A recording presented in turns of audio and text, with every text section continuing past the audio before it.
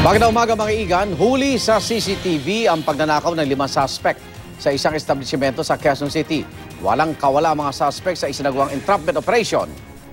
Narito ang report ni Jay Sabale. Kalaboso ngayon ang 5 suspect sa pagnanakaw sa isang office warehouse sa Tomas Morato, Quezon City. Ayon kasi sa manager ng nasabing tindahan, sila na ang panlimang branch na bibiktamin sana ng grupo. Kita ko yung guard namin na tinatanong ng babae na paulit-ulit na napalingon ako, ba't ganon? Tapos nagkaroon na po ako ng kutob, tapos chinek ko na po yung CCTV.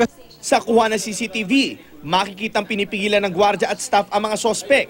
Bago kasi nito, kitang-kita kung paano pinasok ng isang lalaki ang stockroom habang may isa pang lalaki na nagsisilbing lookout. Ang 3 pa nilang kasamahan, nililin lang naman ang mga nagbabantay sa tindahan. Paglabas ng stockroom, may dala ng kahon na may mga lamang mouse ang lalaki. Pero nang nakahalatang mauhuli sila, ay iniwan na niya ang karton at sinubukan makatakas. Pero nabigo sila. Nagkaroon po ng entrapment dun sa area, so bakit nyo kami hold? Wala naman kaming kinuha, walang ganyan-ganyan. Alam na po namin meron na po kaming copy. Kinilala ang mga sospek na sina Alan Corvera, Michael Boncillo, Charla Deronio, Annalyn Perez at Mary Ann Datoon. Hindi naman namin ilabas yun Plano lang naman talaga pero hindi naman namin talaga ilalabas yun.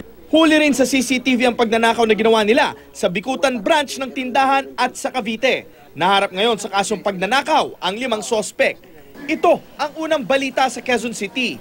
Jay Sabale, reporting.